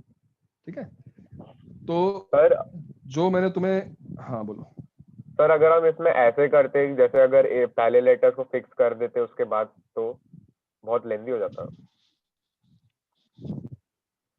क्यों फिक्स क्यों करेंगे भाई? हम फिक्स करने का रीजन क्या है? मतलब सर जैसे फिक्स कि एम करने से का कितने, फायदा आई क्या से है? बट उससे फायदा क्या मिलेगा ये तो बताओ, क्यों करना चाहते हो ऐसा? मतलब तुम सर ये फिक्स क्यों करना चाहते हो? सर मतलब फिर एम से कितने हैं, ऐसे कितने कितने हैं ऐड कर सकते हैं लास्ट में। वो तो उसने पूछा ही नहीं है। हाँ बट तुम अगर इसके बेसिस पे सॉल्व करना चाहते हो तो एम से जो स्टार्ट हो रहे हैं उसमें फिर वही केस तो बनाने पड़ेंगे। अब एम से स्टार्ट हो रहा है, जो बचे हुए 3 लेटर्स हैं वो आइडेंटिकल हैं, 2 आइडेंटिकल एक डिफरेंट है, तीनों डिफरेंट है, तो ये फिर से वही पहुंच गया। फायदा क्या हुआ एम से स्टार्ट करने का? कोई फायदा नहीं हुआ। यहाँ पर डायरेक्ट क्वेश्चन सॉल्व क्यों नहीं हो रहा है, खुद से पूछो। इसलिए सॉल्व नहीं हो रहा है बिकॉज चीजें आइडेंटिकल है। तो अगर चीजें आइडेंटिकल हैं तो केस का बेसिस क्या होगा? वही जो रीजन है जिसकी वजह से हम डायरेक्टली सॉल्व नहीं कर पा रहे हैं, क्योंकि चीजें आइडेंटिकल है। तो हमने केस का देखो बेसिस क्या रखा है, फ्रीक्वेंसी ऑफ लेटर्स, कितनी बार वो रिपीट हो सकता है। हर चीज लॉजिकल है, हर चीज का एक्सप्लेनेशन है, उसका आंसर है। कि मैंने केस का बेसिस यही क्यों रखा, बिकॉज यही वो रीजन है जिसकी वजह से हम अपना आंसर सिंपली 11p4 नहीं दे पाए, वरना हमारा आंसर डायरेक्टली 11p4 हो जाता। 11p4 आंसर क्यों नहीं हो पाया? बिकॉज यहाँ पर कई लेटर्स रिपीट हो रहे हैं, इसलिए उसी के बेसिस पे हमने केस फॉर्म किए और आंसर निकाला। मैंने तुम्हें जो 3 अभी जो मैंने इमेज डाली थी उसमें जो तीसरा क्वेश्चन, जो लास्ट क्वेश्चन है उसमें एग्जामिनेशन, ये वही क्वेश्चन है। इसको तुम ट्राई करना घर पे प्रैक्टिस के लिए। अगर तुम्हें समझ में आया है तो वो क्वेश्चन भी तुमसे सॉल्व हो जाएगा। ठीक है, आगे बढ़ते हैं। Next question. अब जो हमने अभी 4 क्वेश्चन सॉल्व किए, ये कहीं ना कहीं उन्हीं क्वेश्चंस का जो हमने पहले परम्यूटेशन के टाइम पे क्वेश्चन सॉल्व किए थे, उन्हीं का एक रिवीजन था। द ओनली डिफरेंस इज कि अब चीजें रिपीट हो गई तो एक फॉर्मूला चेंज हो गया, उसमें हम डिवाइड कर रहे हैं। अब मैं सिमिलर टाइप के क्वेश्चंस तुम्हें दूंगा, सिमिलर सेम नहीं, सिमिलर टाइप के क्वेश्चंस में तुमको दूंगा, लेकिन अब ये वो क्वेश्चंस हैं जो जेई कैलिबर के हैं। तो तुम देखोगे कि तुम्हारी जो थियरी है वो सेम है, बट क्वेश्चंस को घुमाया कैसे जाता है आईआईटी में, है ना, जेई में। जैसे मान लो जो रिलेट करते हैं, मान लो suppose you are the coach of Indian cricket team, ठीक है। In how many veg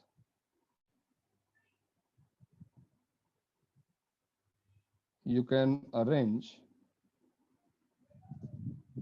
batting order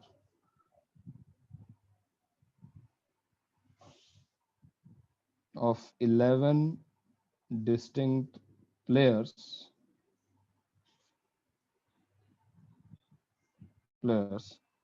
in Indian cricket team if एक कंडीशन है, कंडीशन ये है, बताओ भाई कौन खेलता है आजकल? Rohit Sharma. If Rohit wants to bat before Kohli, इन लोग के आजकल जम नहीं रही है, and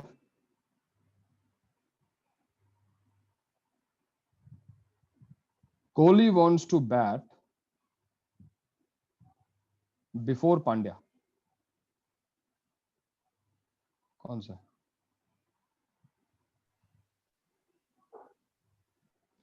हार्दिक पांड्या। बिफोर का मतलब बैटिंग ऑर्डर मतलब क्या हुआ? इमीडिएट बैटिंग ऑर्डर मतलब पहला, दूसरा, तीसरा, चौथा, 11वां। अच्छा भाई ना, ओके। और क्या होता है बैटिंग ऑर्डर? तो नहीं सर, तुम्हें मतलब जो फील्ड है पे 1 होगा या 2 का होगा, वैसा बैटिंग कुछ भी है ऑर्डर क्या? डिसाइड करना। सर फील्ड पे क्या बोल एक रहे हैं यार? सर फील्ड पे एक बैट्समैन होगा या 2 होगा? क्या बोल रहे हो बाबा? फील्ड पे क्या हो रहा है? फील्ड पे अरे फील्ड पे पहले एक, फील्ड में कौन आएगा, मतलब वो डिसाइड करना। अरे कभी क्रिकेट नहीं खेला मोहल्ले में? अरे पहले सर मेरा बैटिंग कौन क्वेश्चन है करेगा, कि दूसरी एक बैटिंग कौन गिवन करेगा, मोमेंट पे तीसरी फील्ड बैटिंग पे कौन करेगा? 1 बैट्समैन होगा या 2 बैट्समैन होंगे? क्वेश्चन में क्या लेना है? एक गिवन मोमेंट पे फील्ड पे क्या लेना है? अबे 11 प्लेयर्स हैं, 11 प्लेयर्स का बैटिंग ऑर्डर डिसाइड करो। फील्ड पे क्या लेना है? ओके सर समझ कहना चाह रहा है पता कि नहीं। सर समझ गया, अभी समझ गया। रनर है कि नहीं।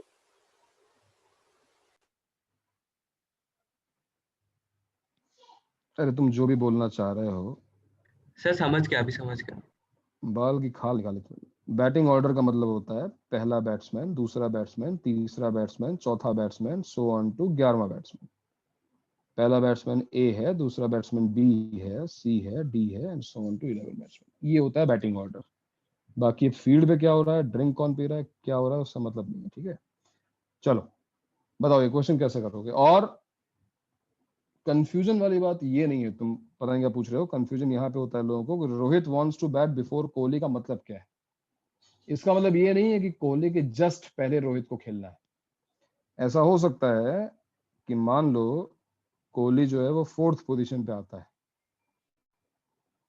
तो इन तीनों पोजीशन पे तुम रोहित को कहीं भी प्लेस कर सकते हो। Rohit wants to bat before Kohli, it can be any position before Kohli. Similarly मान लो 6ठे नंबर पे पांड्या आता है, तो ये चलेगा बिकॉज कोहली जो है वो उसके ऊपर है। इमीडिएटली ऊपर नहीं है, बट कहीं ना कहीं ऊपर ही है ना, रोहित उसके ऊपर। So you have to place these 3 in such positions it satisfy the given condition. Rohit wants to bat before Kohli and Kohli wants to bat before Pandya. बताओ सर तो क्या पांड्या आंसर के होगा? सर पहले रोहित का प्लेस रोहित को fix कर करके देंगे। केसेस भी बना सकते रन हैं। हाँ सर फिर पांड्या 1 लेंगे 2 3 वैसे रोहित के पोजीशन डाल देंगे। हाँ सर भाई करो देखेंगे कि करो, आंसर निकालो। अपना आंसर निकालो, मुझे बताओ क्या आंसर आता है। सर बहुत लंबा होगा वो। तुम फिक्स करके करना चाहते हो, फिक्स करके करो। बिल्कुल, अगर तुम फिक्स करोगे तो बहुत लंबा होगा। हाँ सर, इसके लिए कोई छोटा मेथड सोच रहा हूँ। सर हम लोग उल्टा कर सकते हैं कि सबसे पहले पांड्या का फिक्स करें। सर मतलब ऐसा पकड़े कि पांड्या तुम के किसी को भी 9 ऑप्शन फिक्स करोगे। नहीं फिक्स के बिना, मतलब पांड्या के पास 9 ऑप्शन है। हाँ तो क्योंकि पांड्या का लोएस्ट 11 हो सकता है और हाईएस्ट 3 हो सकता है।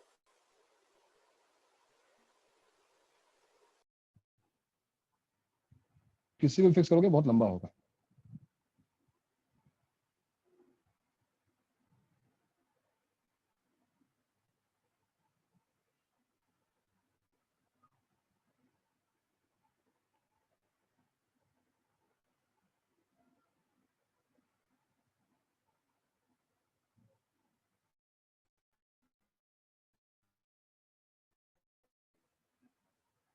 फिक्स करके करोगे तो ये बहुत लंबा होगा। अरे फिक्स कैसे करोगे यार?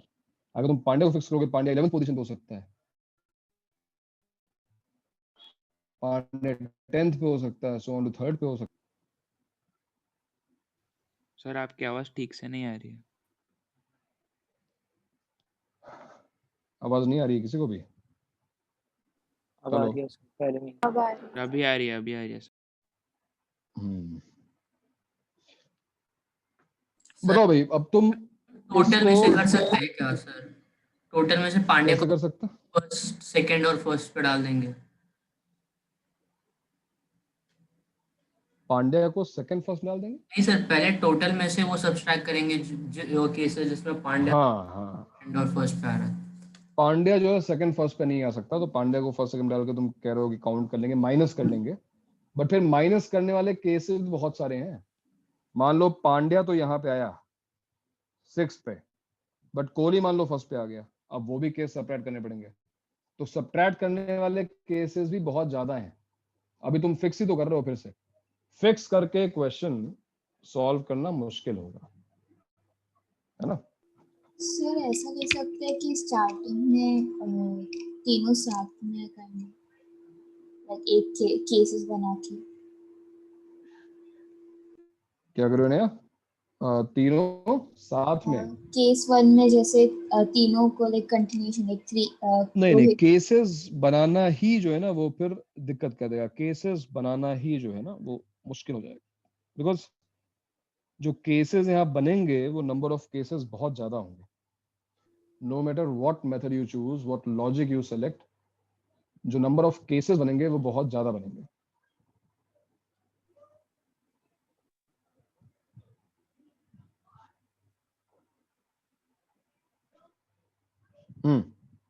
आवाज आ रही है?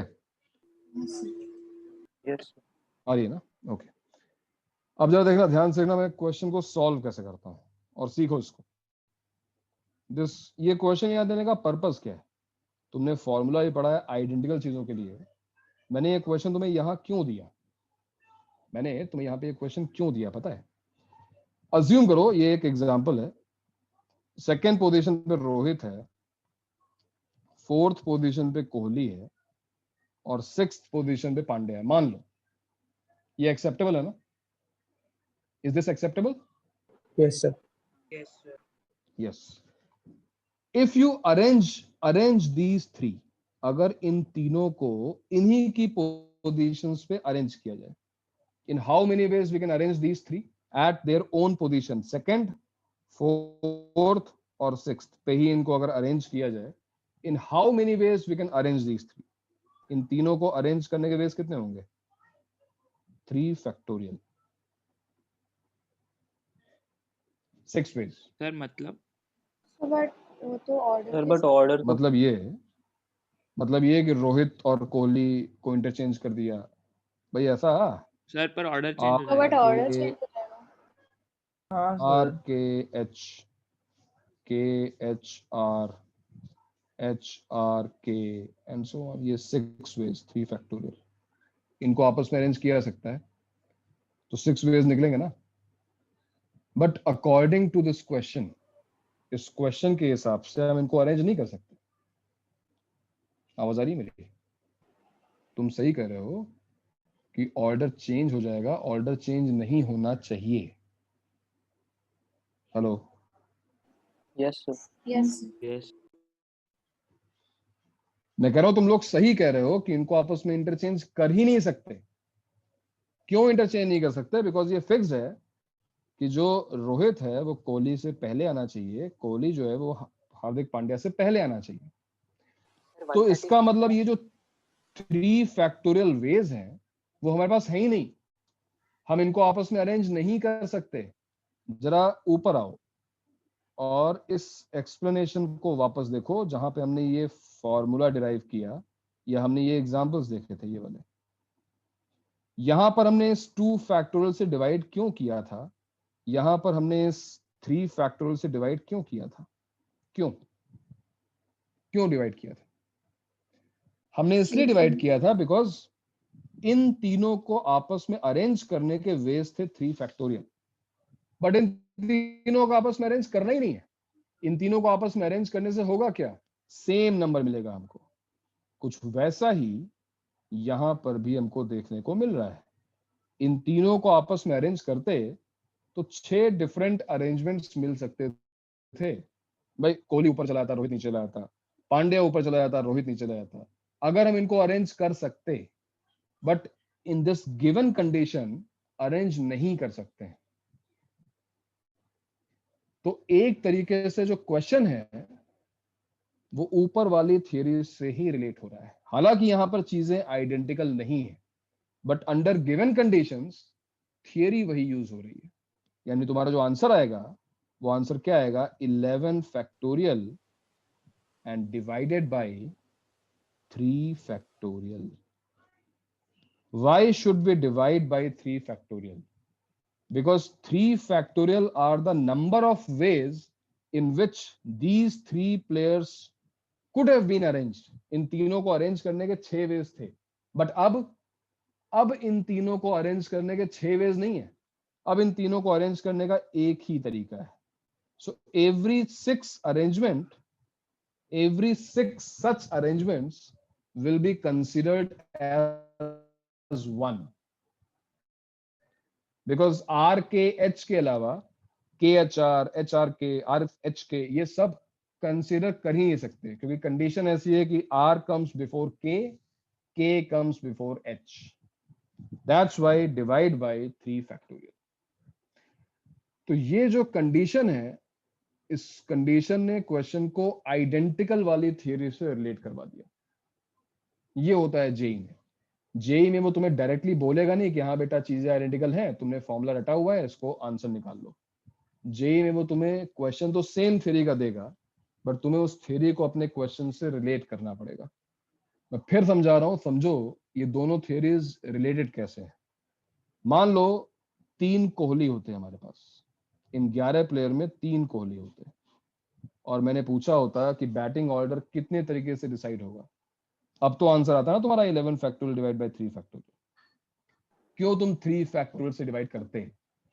बिकॉज ये तीनों प्लेयर्स तो आइडेंटिकल है, और आइडेंटिकल एलिमेंट्स, आइडेंटिकल ऑब्जेक्ट्स की थियरी मैंने पढ़ा है कि इन तीनों को आपस में अरेंज करने से अरेंजमेंट चेंज नहीं होगा. के इनको अरेंज करेंगे तो अरेंजमेंट तो वही रहेगा ना. अब डिवाइड बाय 3 फैक्टोरियल करना समझ में आता है. तो यहाँ पर जो के है वो इस क्वेश्चन के आर के एच के सिमिलर है, बिकॉज आर के एच को भी अरेंज करने का तो एक ही तरीका है. आर पहले आएगा, के बाद में आएगा, एच उसके बाद आएगा. इन तीनों को आपस में अरेंज नहीं किया जा सकता. इन तीनों को आपस में अरेंज करना अलाउड नहीं है. यानी जो अरेंज करने के वेज थे, 6 वेज थे, उसको एक ही कंसीडर किया जाएगा. तो divide by 3 factorial.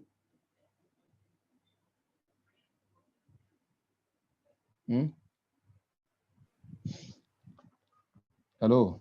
Yes yes sir. इस थियरी से रिलेट करना इसलिए जरूरी था बिकॉज डिवीजन एक तरीके से, अब ये हमारे सिलेबस में नहीं है, this comes under division principle. ये दिस इज ये जो तुम्हारे सिलेबस में आइडेंटिकल एलिमेंट्स की थियरी है, that comes under a generic point, division principle. जैसे कि एडिशन प्रिंसिपल है, मल्टीप्लिकेशन प्रिंसिपल है, वैसे एक डिवीजन प्रिंसिपल है, बट वो हमारे सिलेबस में नहीं है, मैं तो पढ़ाऊंगा नहीं. 11 फैक्टोरियल डिवाइड बाय 3 फैक्टोरियल करने का एक एक्सप्लेनेशन ये था, खुद भी समझने की कोशिश करना, समझ में आया तो बहुत अच्छी बात है. इसी क्वेश्चन को अगर इस तरीके से समझ में नहीं आ रहा है तो दूसरे तरीके से भी एक्सप्लेन किया सकता है, तुम समझ सकते हो. मेरे ख्याल से दूसरा तुम्हें समझ में आएगा आराम से. दूसरा मेथड ये है 11p8. 11p8 क्या होता है भाई? 11 factorial divided by 3 factorial. Now can you explain what is 11p8? Why 11p8 is the answer to this question? इस क्वेश्चन का आंसर 11p8 क्यों होना चाहिए, बताओ. जो रिमेनिंग प्लेयर्स है उन तीनों को छोड़ के उनको अरेंज कर दिया. कोई ट्राई करेगा? जो भी बचे हुए 8 प्लेयर्स थे उनको हमने 11 में से 8 पोजीशंस प्लेयर्स को तो पोजीशन फिक्स कर दी ना. नहीं, मैंने वही तो नहीं किया.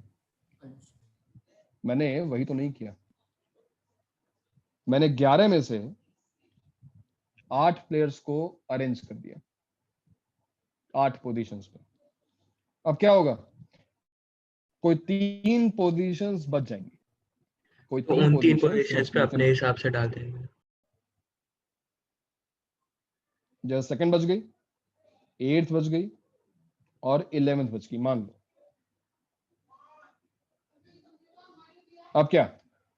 Second position, 8th position, 11th position पे अब जो ये 3 लोग जो क्रिप कर रहे हैं, परेशान कर रहे हैं, इनको कह देंगे तुम चले जाओ भी अपने आप.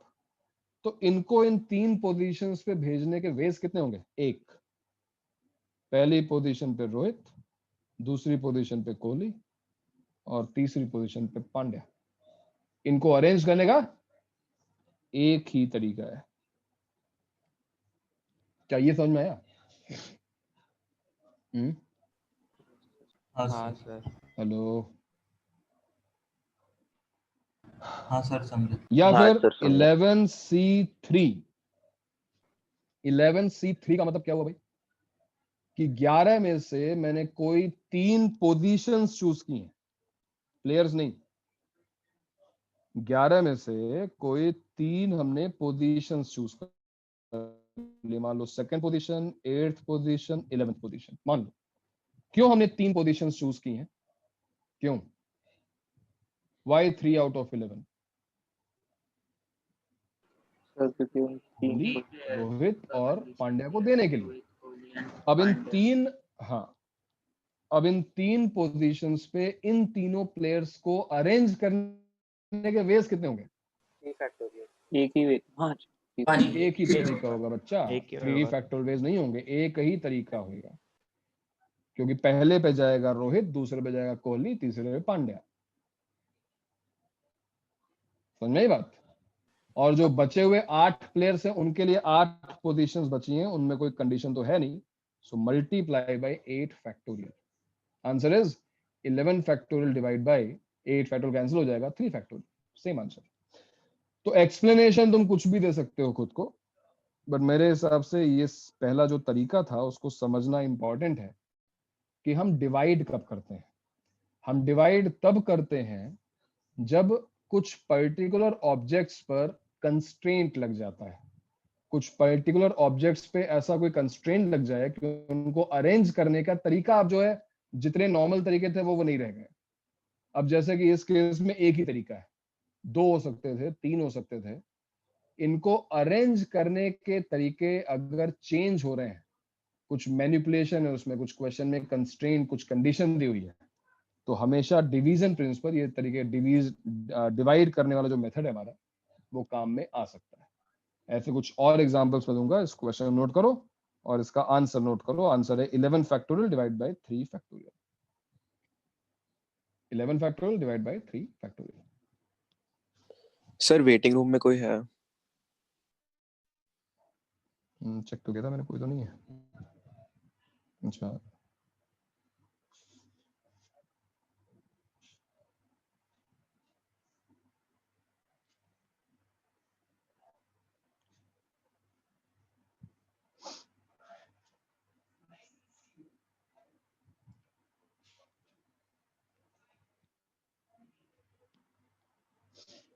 नोट कर लिया भाई? और यस सर। ये जो हमने डिवाइड किया है 3 फैक्टोरियल से, इसका यहाँ पर एक एक्सप्लेनेशन लिख लेना, why are we dividing by 3 factorial. तो यहाँ लिख लेना, since RKH can be arranged in 3 factorial ways। तो क्योंकि इनको 3 फैक्टोरियल वेज में अरेंज कर सकते हैं, इसलिए हम 3 फैक्टोरियल से डिवाइड करेंगे, क्योंकि अब नहीं कर सकते। अब उनको अरेंज करने का एक ही तरीका है, that's why we are dividing. Arpit, Arpit, yes sir. Arpit है यस ना? Sir, yes sir. सर आवाज नहीं आ रही क्या मेरी? हाँ अभी आ रही है। तो अर्पित और अर्पित के डैड, देन किसको लीजिए, Chirag, Chirag and Chirag's dad, okay, and suppose Satyam, Satyam and Satyam's dad. तो भाई ऐसा कुछ हुआ कि इन लोगों को जो है, we have 6 persons, 3 students and 3 parents। इन लोगों को बुलाया गया स्कूल के द्वारा, जील के द्वारा, कंप्लेन करने के लिए कि पढ़ाई नहीं करते, होमवर्क नहीं करते हैं, टाइम पे रिस्पॉन्ड नहीं करते हैं। और 1 by 1 मीटिंग शेड्यूल की गई, है ना, केपी सर के साथ। इन हाउ मेनी, बिल्कुल बिल्कुल प्रैक्टिकल चीजें हो सकती है, ध्यान रखना इसका। बिल्कुल प्रैक्टिकल तुम्हारा क्वेश्चन भी है. In how many ways these 6 persons can meet KP sir one by one after one actually, such that no student meets sir before his her parent. क्या सभी को इंग्लिश क्लियर है? मैथ्स तो बाद लगी, पहले बताओ इंग्लिश क्लियर है? यस कोई भी जो बच्चा है वो अपने पेरेंट्स से पहले नहीं मिल सकता. इन हाउ मेनी वेज, अगर मैंने कोई कंडीशन ना डाली होती तो आंसर होता 6 फैक्टोरियल. पहली पोजीशन पे कोई भी 6 में से कोई एक हो सकता है ना. अलग अलग मिलना है सभी को, 1 by 1. कंडीशन ये है कि कोई भी अपने पेरेंट्स से पहले, जैसे मान लो सबसे पहले जो है अर्पित के डैड मिलते हैं, फिर मान लो सत्यम के डैड मिलते हैं, फिर अब तुम चाहो तो अर्पित को भेज सकते हो. सॉरी, अर्पित अब जा सकता है. अब मान लो चिराग के डैड मिलते हैं, फिर चिराग जा सकता है, और अब फाइनली सत्यम जा सकता है. तो मैंने केवल एक एग्जांपल दिया तुम्हें एक्सप्लेन करने के लिए कि कंडीशन क्या है, कि जो ए है अर्पित जो है वो अर्पित अपने डैड के बाद ही मिल सकता है. इमीडिएटली बाद मिलना जरूरी नहीं है, कभी भी जाए लेकिन मैं डैड के बाद जाए. सत्यम डैड के बाद जाए, चिराग डैड के बाद जाए. कंडीशन ये है, इमीडिएटली बाद जाने की बात नहीं हो रही, कहीं भी जाए बट बाद में जाए, पहले नहीं हो सकता. इट इज नॉट पॉसिबल कि हम अर्पित के डैड के पहले भेज दें. This is not possible. तो पहले जो है पेरेंट्स से कंप्लेन कर ली जाएगी, उसके बाद बच्चों को बुलाया जाएगा कि हाँ भाई तुमने ये सब किया लफड़ा, ये सब ने तुम्हारे पापा को बता दिया है. अब बताओ, इन how many veg these 6 people can meet sir?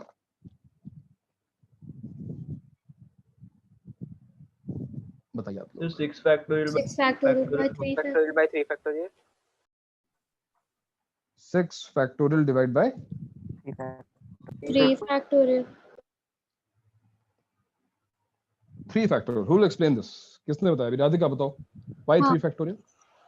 Sir because 6 लोगों को हम अभी इन मतलब स्टूडेंट्स और पेरेंट्स को कैसे भी अरेंज कर सकते हैं, और फिर के पेरेंट्स के बाद ही उनका स्टूडेंट जा सकता है. तो जो बचे हुए प्लेसेस हैं, मतलब 3 फैक्टोरियल स्टूडेंट्स को रीअरेंज नहीं कर सकते, इसलिए डिवाइड बाय 3. स्टूडेंट्स को अरेंज नहीं कर सकते. यू आर ट्राइंग टू से कि हम ए, सी और एस को अरेंज नहीं कर सकते. मतलब हम ए, जहाँ पे अभी ए है वहाँ हम सी नहीं रख सकते. और एस तो रख सकते हैं ना? एस रख सकते हैं. क्योंकि तो फिर why 3 factorial? 3 factorial is not correct. This is 6 wrong. factorial by 2 factorial in whole cube. Very nice. Explain करो. सर मतलब जैसे पिछले केस में रोहित शर्मा, कोहली और हार्दिक था, इस केस में मतलब केड और उसके, तो वैसे 3 आइडेंटिकल केस बन गए, और फिर उनका अरेंजमेंट को फिर multiply. So this is a big leap, from NCERT to JEE, and right in the second example. बहुत अच्छा लगा मुझे. Very good. ये होना चाहिए अप्रोच. Very nice. तुमने ये अपने आप क्रैक किया, अब तुम रिलेट कर पाए. I didn't tell you कि आइडेंटिकल है, I didn't tell you कि इनको अरेंज कर सकते हैं नहीं कर सकते, बोला ही नहीं गया. क्वेश्चन में जो कंडीशन दी है तुमने अपने आप समझा इस चीज को कि किन 2 लोगों को आपस में अरेंज नहीं किया जा सकता, इनकी पोजीशंस को इंटरचेंज नहीं किया जा सकता. वो है अर्पित और अर्पित के डैड. अगर बाकी लोगों को हम फिक्स कर दें तो इनको आपस में आप अरेंज नहीं किया जा सकता, because A can not come before AD. Similarly Satyam's dad and Satyam can not be arrange at these 2 places. Why? Because Satyam cannot come before his dad. And similarly, we cannot arrange Chirag and Chirag's dad. Once again, the reason is the condition. तो किन दो objects को arrange करने के veg change हुए हैं वो देखना है. When you said 3 factorial, it was completely wrong because we can arrange students with each other. We can arrange parents with each other. गलत है. But हम स्टूडेंट और पेरेंट को, रेस्पेक्टिव पेरेंट को आपस में अरेंज नहीं कर सकते. ये बिल्कुल सही आंसर है. तो आंसर क्या आ गया? क्या आ गया अभी आंसर? 90 आएगा ना? 90 वेज. 90 मेथड्स हैं, समझे? There are 90 ways. बताओ भी कुछ समझ में आया सबको? ये बात कुछ समझ में आई? Yes, sir. Yes, sir. Yes. Yes, sir. समझ. Okay, just one more question, just one more problem. In how many ways you can wear 2 socks and 2 shoes?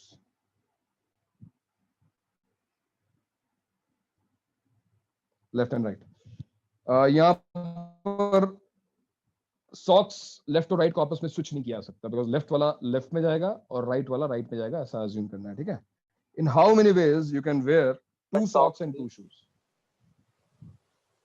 Socks भी नहीं कर सकते, शूज तो बिल्कुल नहीं कर सकते. मतलब बेवकूफी है कि लेफ्ट वाला शू राइट ने पहन लिया, ऐसे बेवकूफी को करता है क्या? सॉक कभी लोग कर लेते हैं, लेकिन वो भी नहीं करना है. लेफ्ट वाला लेफ्ट में जाएगा, राइट वाला राइट में जाएगा. बताओ, इन how many ways you can wear 2 socks and 2 shoes?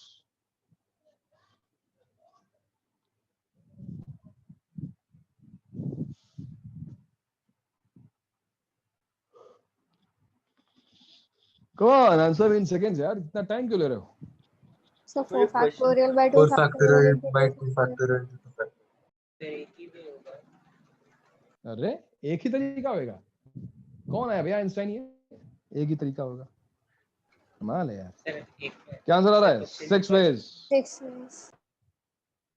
Answer is 6. क्यों आया यहाँ पर 4 फैक्टोरियल कैसे factorial? है वो समझ नहीं आया. 2 फैक्टोरियल तो आ गया, बट सर 4 फैक्टोरियल. अरे भाई भैया 4 चीजें. क्या 4 चीजें?